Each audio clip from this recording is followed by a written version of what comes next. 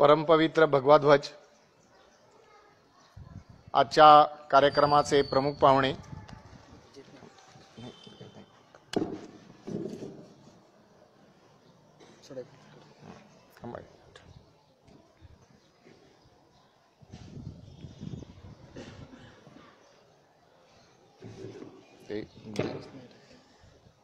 Adjust होत नाही सोडा नाही राहू द्या स्टँड तो गडबड करेल घट्ट बसतोय का तो बसला ठीक आहे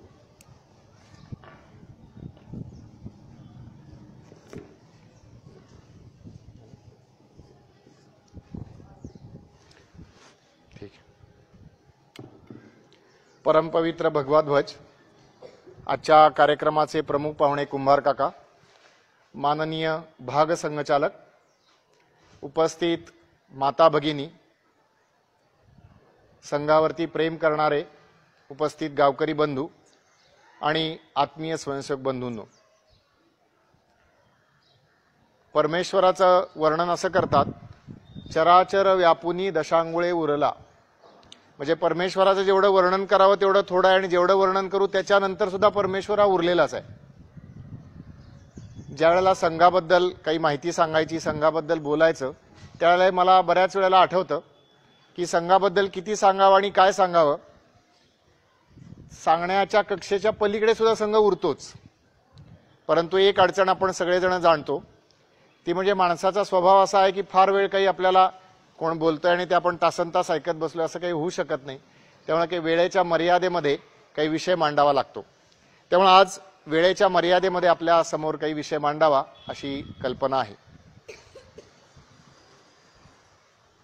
मी स्पष्टपणाने एक दृश्य पाहतो आहे आपली प्राचीन अशी भारत माता पुनरपी जागृत झालेली आहे ती आपल्या सिंहासनावरती आरूढ झालेली आहे ती अधिकच गौरवानं आणि अधिकच तेजानं तळपत आहे चला आपण तिच्या आगमनाची उद्घोषणा करूया हे शब्द आहेत युगनायक असणाऱ्या स्वामी विवेकानंदांचे भारत निश्चितपणे पुन्हा एकदा विश्वगुरू होणार याची अत्यंत स्पष्ट घोषणा गेल्या 100-125 वर्षामध्ये कोणी जर केली असेल पहिल्यांदा तर ती स्वामी विवेकानंदांनी केली आणि ज्या वेळेला आपण आज 2016 सालामध्ये बोलतोय त्या लक्षात असं येतं की पूर्ण जगामध्ये भारत आता पहिल्या क्रमांकाच्या जवळपास पोहोचलेला आहे आणि काही वर्षामध्ये सगळे संकेत जे मिळत आहेत ते काही वर्षामध्येच भारत हा पुन्हा एकदा जगामध्ये विश्वगुरूचं स्थान पटकावणार याच्याबद्दल तर आपल्या सर्वांच्या मनात अजिबात शंका नाही परंतु मनामध्ये प्रश्न असा येतो की हा जो भारत विश्वगुरू होणार आहे तो विश्वगुरू होण्याच्या वाटचालीतले भारताचे जे टप्पे आहेत त्या टप्प्यांच्याकडे बघताना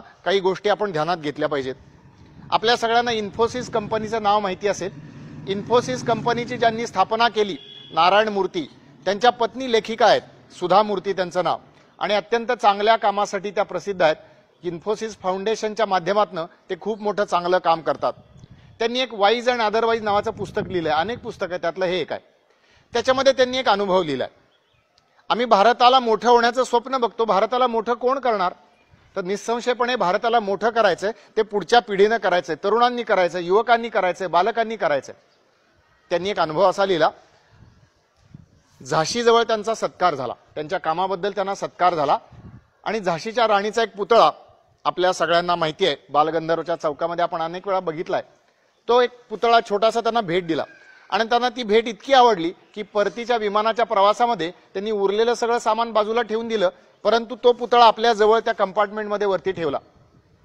त्या लिहितात प्रवासात माझ्या शेजारी एक तरुण आणि तरुणी बसलेले होते ते बराच वेळ माझ्याकडे बघत होते त्या पुतळ्याकडे बघत होते आणि शेवटी कुठेतरी संवादाला सुरुवात झाली आणि त्याच्यापैकी तरुणाने असं विचारलं का हो तुमचा रेसशी काही संबंध आहे का त्या म्हणल्या माझा काही रेसशी संबंध नाही मग त्या तरुणीने प्रश्न विचारला की का हो तुमचं स्टड फार्म आहे का म्हणजे तुम्ही घोडे वगैरे पाळता का त्यांना एकदम आश्चर्य वाटलं की आपण असं काही करतो असं का वाटलं त्या म्हणल्या असंही काही नाही मग त्यांनी बोलायला सुरुवात केली आणि त्यांनी त्या तरुण आणि तरुणीला प्रश्न असा विचारला की का बरं तुम्हाला असं वाटलं की माझा घोड्यांशी संबंध आहे मी रेस वगैरेशी संबंधित आहे असं तुम्हाला का वाटलं असेल त्यावेळेला त्या तरुणानं उत्तर दिलं तो नाही का तुमच्याकडे तो जॉकीचा पुतळा आहे तो जॉकीचा पुतळा बघून मला असं वाटलं की तुमचा रेसशी आणि घोड्यांशी संबंध आहे सुधा मूर्ती पुढे लिहितात ते आपण सगळ्यांनी विचार करण्याची गोष्ट आहे सुधा मूर्ती पुढे असं लिहितात की ज्यांनी आपलं आयुष्य या देशाच्या भवितव्यासाठी पणाला लावलं, नवे नवे प्राणार्पण केलं, अशा झाशीच्या राणीसारख्या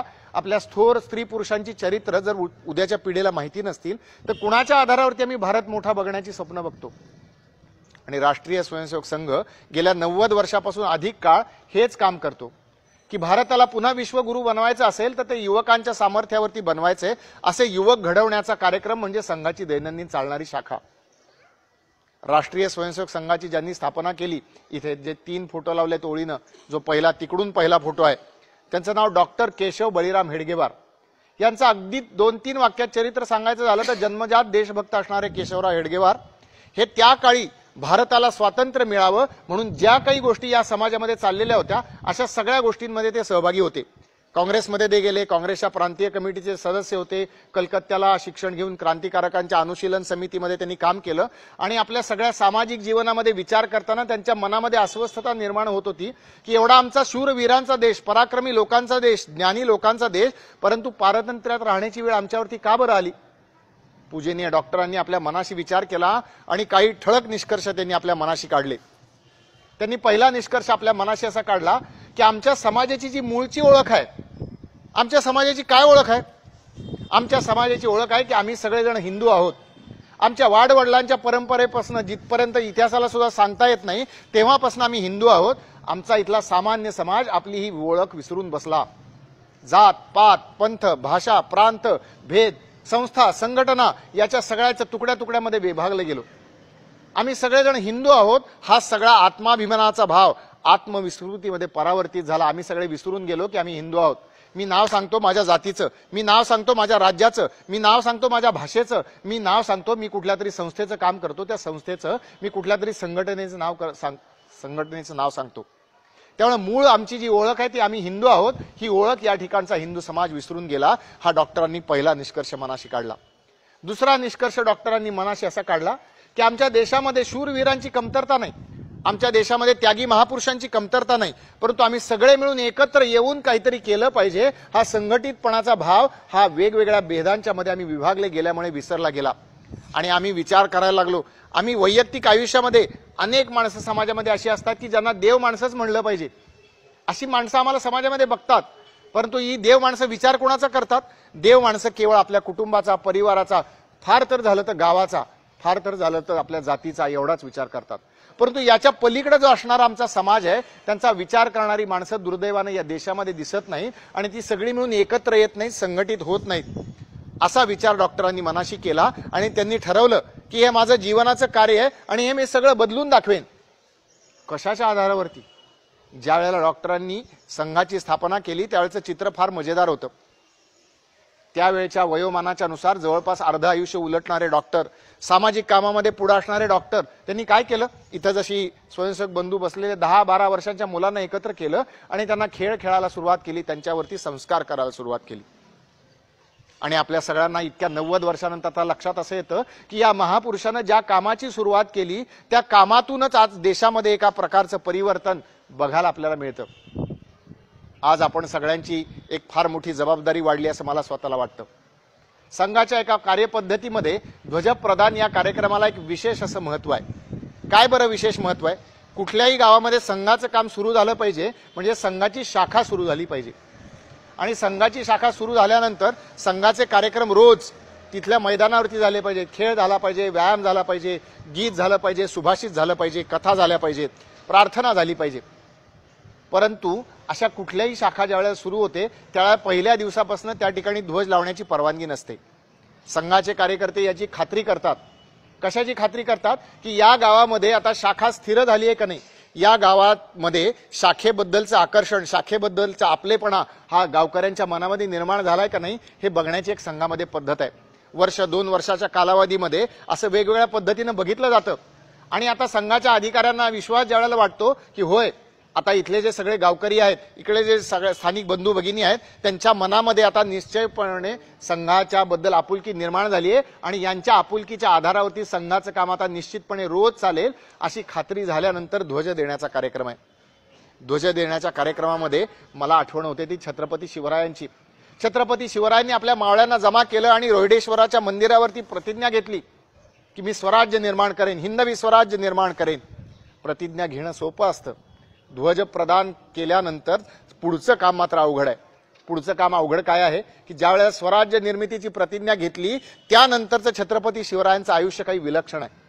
त्यानंतरच्या आयुष्यामध्ये छत्रपती शिवरायांनी स्वतःचा पराक्रम संघर्ष अविरत केलाच, परंतु त्यांच्या जोडीला जे मावळे होते त्या मावळ्यांनी सुद्धा आपल्या प्राणांची बाजी लावली. स्वराज्याचं कुठलंही काम मागे पडू देणार नाही. हिच्या इरेसिरेने मावळे पडले, अनेक कथा आपल्याला सांगता येतील.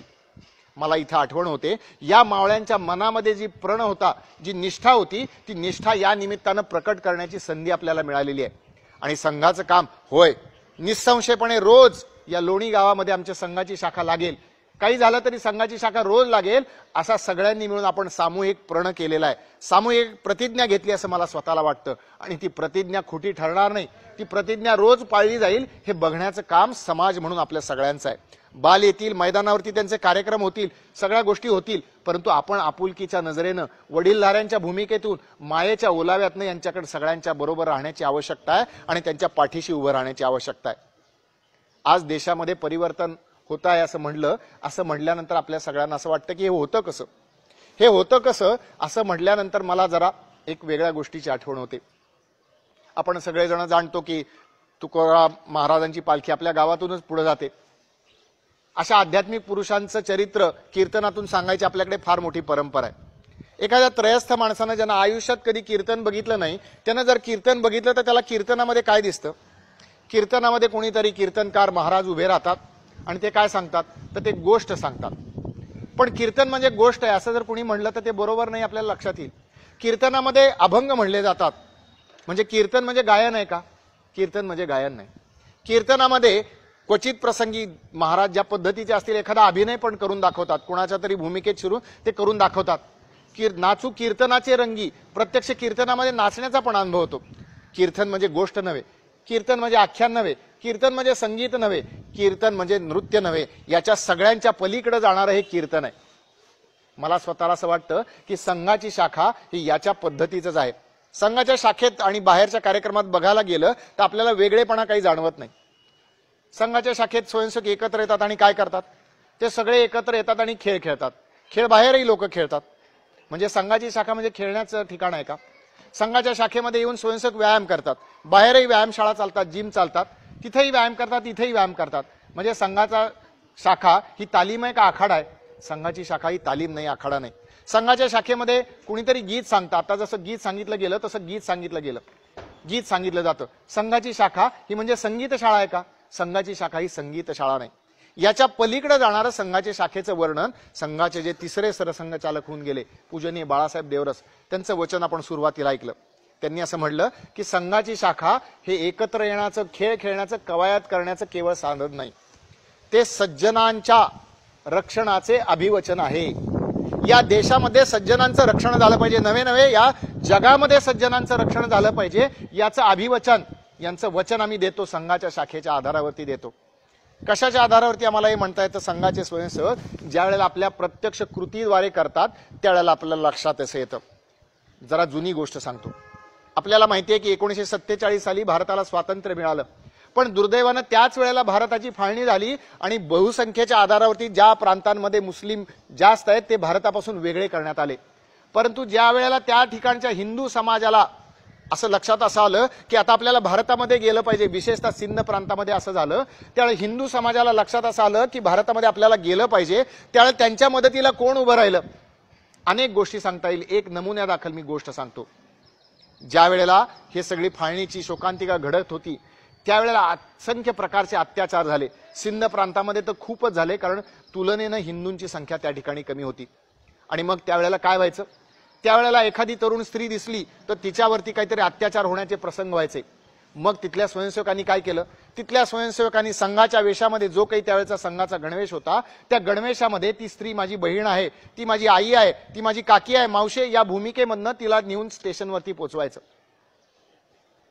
तिथल्या महिलांच्या अंगावरचे दागिने सुद्धा सुरक्षित नव्हते. महिलाच मुळात सुरक्षित नव्हत्या, त्यांचे दागिने सुद्धा सुरक्षित नव्हते. अनेक स्टेशनांवरती स्वयंसेवकांनी काय केलं?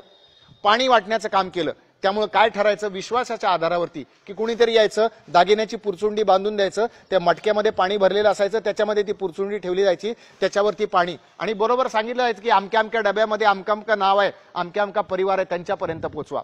देणाऱ्याला हा विश्वास होता आणि घेणाऱ्याला हा विश्वास होता की हे जे साहित्य आहे त्याचं त्यांना पोहोचवलं जाईल.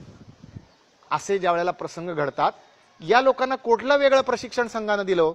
या लोकांना कुठलंही वेगळं प्रशिक्षण संघानं दिलं नाही. संघाच्या शाखेत एकत्र या, संघाचे खेळ खेळा, कबड्डी खेळा, खो खो खेळा, हुतुतू खेळा, भारत माता की जय सारख्या घोषणा द्या, याच प्रकारचं प्रशिक्षण संघ दिलं.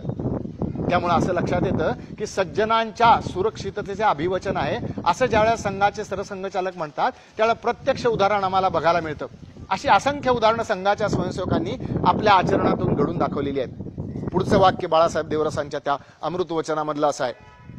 पुढच्या वाक्यामध्ये बाळासाहेब देवरस असं म्हणतात की महिलांना सुरक्षिततेचे आणि स्वातंत्र्याचे, निर्भयपणाचे आश्वासन आहे. नावानिशी उल्लेख करायचा झाला तर आपल्या सगळ्यांना माहिती आहे की महाराष्ट्रामध्ये नाट्य क्षेत्रामध्ये ज्यांचं नाव आहे फैयाज, अभिनेत्री फैयाज, काही वर्षापूर्वी त्यांचं नाट्य संमेलनाच्या अध्यक्षा म्हणून त्यांनी काम केलं. त्या फैयाजनी व्यक्तिगत त्यांचा अनुभव सांगितलाय. फैयाजांच्या बरोबर आपले एक स्वयंसेवक काम करतात. संघाची आपली पद्धत नाही म्हणून स्वयंसेवकाचं नाव सांगत नाही मी मुद्दा, मला माहितीये, मी ओळखतो त्यांना. त्यांनी फैयाजनी असं मोकळेपणानं सांगितलं की हे माझ्या बरोबर असतात ना, ते गायक उत्तम आहे, हे माझ्या बरोबर असतात ना, रात्रीचे 12 वाजो, 1 वाजो, 2 वाजो, काही असो, मी घाटात असो, कुठल्याही रस्त्यावरती असो, मला माझ्या सुरक्षिततेची काळजी नसते, कारण हा संघाचा स्वयंसेवक माझ्या बरोबर आहे. एखाद्या महिलेच्या मनात, एखाद्या अभिनेत्रीच्या मनामध्ये असं ज्या वेळेला भाव निर्माण होतो, त्यावेळेला कुठलंच प्रशिक्षण हे संघाने त्या स्वयंसेवकाला दिलंय? वेगळं कुठलंही प्रशिक्षण दिलेलं नाही, केवळ शाखेचं प्रशिक्षण दिलंय. काही 5-6 महिन्यापूर्वी एक प्रसंग घडला. पुण्यामध्ये 2-3 महिला रिक्षामधनं चाललेल्या होत्या आणि रिक्षावाल्यानं त्यांना फिरवून त्या ठिकाणी सोडलं आणि मीटर प्रमाणे बिल घ्यायचं त्यांना नाकारलं. त्याच्यापेक्षा काही आवाच्या सव्वा त्यांनी पैसे मागायला सुरुवात केली. त्या महिला एकदम अडचणीत सापडल्या. संध्याकाळची वेळ होती, रिक्षावाला तरुण होता, शरीरानं धष्टपुष्टही असेल कदाचित. आता काय करायचं? आता जर पैसे द्यावेत तर लुबाडणूक सहन करावी आणि पैसे न द्यावेत तर तो आपल्याला काहीतरी करण्याची भीती, असं म्हणल्यानंतर त्या आजूबाजूला बघायला लागल्या. योगायोगानं जवळपास संघाची शाखा चाललेली होती. त्या म्हणल्या थांबा 1 मिनिट, आणि त्या जवळपास त्या शाखेवर गेल्या. अशीच बाल स्वयंसेवकांची शाखा असेल, कुणीतरी 1-2 तरुण असतील त्या ठिकाणी, आणि त्यांनी त्या शिक्षकाला सांगितले की असं झालंय, तुम्ही जरा फक्त माझ्याबरोबर चला. आणि तो तरुण 16, 17, 18 वर्षाचा मुलगा असेल नसेल, तो त्यांच्याबरोबर फक्त चालत येतोय हे बघितलं मात्र त्या रिक्षावाल्याने सांगितलं, ताई जेवढे मीटर प्रमाणे झाले तेवढेच पैसे द्या. असे प्रसंग घडतात. त्यावेळेला लक्षात असं येतं की संघाची शाखा हे महिलांना निर्भयतेनं वागवण्याचं आश्वासन आहे, असं आम्हाला लक्षात येतं. पुढच्या वाक्यामध्ये पूजनीय बाळासाहेब असं म्हणतात की संघाची शाखा म्हणजे तरुणांना व्यसनांपासून दूर ठेवण्याचे संस्कार पीठ आहे. आज भारताची फार मोठी विचित्र परिस्थिती आहे. मी ज्यावेळेला विचार करतो, ज्यावेळेला अभ्यास करतो, बघायला लागतो, त्यावेळेला तरुण आमचे व्यसनांच्या विळख्यामध्ये सापडलेले आहेत. त्याचं वाईट वाटतं. आणि दुसरीकडे मला असं स्वतःला वाटतं की समाजामधले अनेक लोक व्यसनांचं उघडपणे समर्थन करतात. अरे, दारू पिण्याचं तुम्ही समर्थन कसं काय करू शकतात? पण उघडपणे समर्थन करतात असं आपल्याला बघायला मिळतं. पण संघाच्या शाखेमध्ये जाणारा स्वयंसेवक, त्याच्यावरती जे काही संस्कार होतात त्याच्या आधारावरती त्याच्या जीवनामध्ये परिवर्तन इतकं घडतं की तो व्यसनांच्या पासून कटाक्षानं दूर राहतो. एक अनुभव मी स्वतः अनुभवलेला. मी एका स्वयंसेवकाच्या घरी गेलो आणि मी घरी गेल्यानंतर त्याच्याशी बोलायला लागलो की तुम्ही शाखेत कसे काय आलात वगैरे वगैरे. त्या स्वयंसेवकाशी बोलायला गेलो. असंच एका वस्तीमध्ये राहणारा स्वयंसेवक, त्यानं सांगितलं की शिक्षक, आमच्या घरचा व्यवसाय जो होता तो दारू गाळण्याचा व्यवसाय होता, परंतु कोणीतरी कार्यकर्ता त्या ठिकाणी आला आणि संघाची शाखा सुरू झाली. रोज दारू गाळायची, ती विकायची आणि त्याच्या आधारावरती आमचं घर चालवायचं, अशी आमची पद्धत होती. परंतु हळूहळू संघाची शाखा सुरू झाली. संघाच्या कार्यकर्त्यांचं, स्वयंसेवकांचं घरी येणं जाणं झालं आणि माझ्या आयुष्यामध्ये एकदम बदलच घडला. हळूहळू संघाचे कार्यकर्ते घरी यायला लागले आणि मग पद्धत एक त्या भागातली की दर मंगळवारी त्या ठिकाणी बैठक असायची. शाखेच्या कार्यकर्त्यांनी एकत्र यायचं आणि विचार करायचे. हळूहळू एक दिवशी कार्यकर्ते असे म्हणाले की या मंगळवारची बैठक आपण तुझ्या घरी घेऊ. आता या मंगळवारची बैठक तुझ्या घरी घेऊ म्हटल्यानंतर त्याला एकदम प्रश्न पडला की आपल्या घरी संध्याकाळच्या वेळी बैठकी होतात आणि संध्याकाळीच्या वेळेला ही दारू पिणाऱ्यांची गर्दी असते वगैरे वगैरे, त्याच्या मनामध्ये प्रश्न निर्माण झाला. परंतु संघाचे स्वयंसेवकांचं येणं जाणं, त्यांचा व्यवहार वागणं बोलणं हे सगळं घरच्यांच्या लक्षात आलं. घरच्या आई वडिलांनी सांगितलं ठीक आहे, एक दिवस धंदा बंद, काही बिघडत नाही, एक दिवस आपण उपास सुद्धा काढू शकतो, पण धंदा बंद. हळूहळू त्या स्वयंसेवकाच्या जीवनामध्ये परिवर्तन घडलं. आणि आज ज्यावेळेला मी बघतो त्यावेळेला हा स्वयंसेवक, दारू गाळणाऱ्या कुटुंबातला हा स्वयंसेवक स्वतःच्या जिद्दीच्या आधारावरती आयुष्यामध्ये उभा आहे आणि त्याच्या मुलांच्याकडे बघितल्यानंतर त्याची मुलं अजून प्रगती करणार हे निश्चितपणे आता सिद्ध ठरलेलं आहे. आणि असा प्रसंग ज्या वेळेला बघतो त्यावेळेला लक्षात असं येतं की संघाची शाखा हे तरुणांना व्यसनांपासून दूर ठेवण्याचं संस्कार पीठ आहे. आणि आज भारतामध्ये कधी नव्हे इतकी आवश्यकता असं मला वाटतं. एक गंभीर मुद्दा जाता जाता सांगून मी पुढच्या मुद्द्याकडे जातो. गंभीर मुद्दा असा आहे की पुण्यासारख्या शहरामध्ये तुमच्याकडे जर पैसे असतील खिशामध्ये तर तुम्हाला कुठल्याही पद्धतीची व्यसनं करता येतात. आणि विशेषतः गर्दच्या विळख्यामध्ये, मादक द्रव्यांच्या विळख्यामध्ये आमची तरुणाई अडकली आहे. मग त्याच्यामध्ये महिला पुरुष असा कुठलाही भेद नाही. कॉलेजची मुलं मुली सगळे त्याच्यामध्ये आघाडीवरती आहेत. आणि ज्या वेळेला असा भारतातला एखादा तरुण किंवा तरुणी आपले वडिलांचे घामाचे कष्टाचे पैसे देऊन एखादं गर्दसारखं व्यसन विकत घेतो, त्याच्यातला काही भाग हा अतिरेक्यांना जातो. आणि हेच अतिरेकी येतात आणि आमच्या देशबांधवांचे गळे घोटतात, त्यांनाच बंदुकीच्या गोळ्यांनी त्यांना यमसदनाला पाठवतात. त्यामुळे एका अर्थानं आमच्या देशाच्या स्वातंत्र्यावरती घाला घालण्याचं काम आम्ही आमच्या पैशानीच करतो. परंतु याच्यामध्ये बदल करायचा असेल तर ते संघाच्या शाखेमधनं होईल असं मला वाटतं. पुढच्या ओळीमध्ये बाळासाहेब असं म्हणतात की संघाची शाखा म्हणजे काय आहे? संघाची शाखा ही ऊर्जा केंद्र आहे. जीवनाच्या वेगवेगळ्या क्षेत्रामध्ये कार्यकर्ते देण्याचं आणि कार्यकर्त्यांना प्रशिक्षण देण्याचं हे विद्यापीठ आहे असं बाळासाहेब म्हणतात. मग असं म्हणतात याला आधार काय? एकच फक्त उदाहरण, अनेक उदाहरणं सांगता येईल, एकच फक्त उदाहरण. जगाला ज्यांनी भारतीय संस्कृतीचा, हिंदू तत्वज्ञानाचा पुन्हा एकदा परिचय करून दिला अशा स्वामी विवेकानंदांची जयंती, शताब्दी जयंती 1963 साली त्यांची झाली. आणि त्यावेळेला असं ठरलं की कन्याकुमारीला ज्या शिळेवरती बसून स्वामीजींनी 3 दिवस आपल्या भारत मातेच्या सगळ्या चिंतांचं ध्यान केलं आणि एका अर्थानं त्यांना आयुष्याचं ध्येय गवसलं, त्या शिळेवरती भव्य असं विवेकानंद स्मारक उभं करायचं असं ठरलं. अनेक अडचणी होत्या, तिथल्या लोकांच्या अडचणी होत्या. लोकांना असं वाटत होतं की इथं आमच्या पद्धतीचं मंदिर उभं राहिलं पाहिजे. ख्रिश्चन मिशनऱ्यांचं असं म्हणणं होतं की इथं चर्च उभं राहिलं पाहिजे. अशा पद्धतीचे उत्तर दक्षिण तामिळ हिंदी मराठी अशा पद्धतीचे सगळे भेद होते.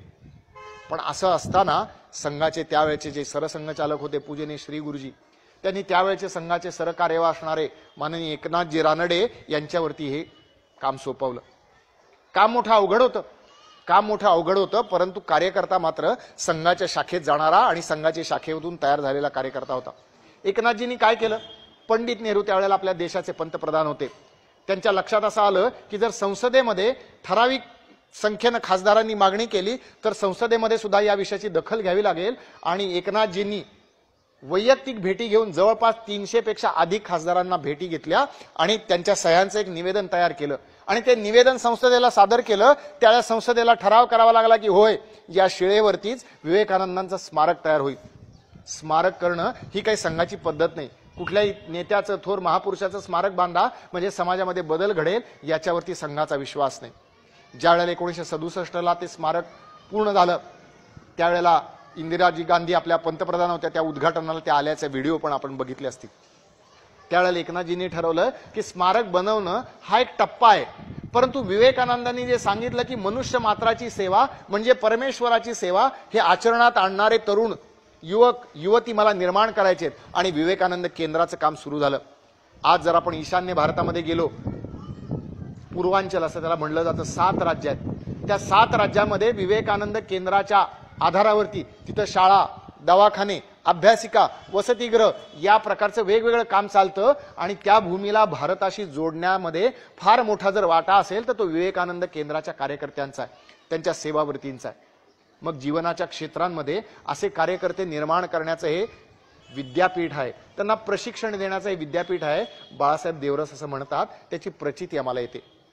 अशा पद्धतीनं संघाच्या शाखेमधनं एक परिवर्तन देशामध्ये समाजामध्ये होण्याची एक मुहूर्तमेढ संघाच्या कार्यकर्त्यांनी लावली. आणि असं वाटतं असं की असं छोट्या शाखेतनं काय परिवर्तन होईल? मग असं विचार करायला लागल्यानंतर आपल्याला लक्षात असं येतं की या छोट्या शाखेतनं छोट्या छोट्या कार्यक्रमामध्ये परिवर्तन सुद्धा होतं. छोट्या छोट्या कार्यक्रमांमधनं परिवर्तन कसं होतं? ज्या वेळेला आम्ही आठवण काढतो त्यावेळेला लक्षात असं येतं की आमच्या बांधवांना मदत करणं हे आमचं काम आहे, हे आमचं कर्तव्य आहे. जसं आई वडिलांची सेवा करायला पाहिजे असं कोणाला वेगळं प्रवचन सांगावं लागत नाही, कोणाला शिकवावं लागत नाही, त्याचे क्लास घ्यावे लागत नाही, परंतु नकळतपणे आम्ही आपसुकपणे ते करतोच. तसंच आमच्या बांधवांच्या मदतीला जाणं हे केलं पाहिजे. आणि कोण करतात? आपल्याला असं वाटतं की समाजामध्ये हल्ली म्हणलं जातं की आजची तरुण पिढी या विषयावरती चर्चा केली जाते. पुणे शहरातलीच गेल्या काही वर्षातली 2-3 उदाहरणं लक्षात घेतली तरी आपल्याला लक्षात येतं की या तरुण पिढीमध्येच सामर्थ्य आहे, देश बदलण्याचं सामर्थ्य आहे. येरवड्यामध्ये तारकेश्वराचं मंदिर आहे.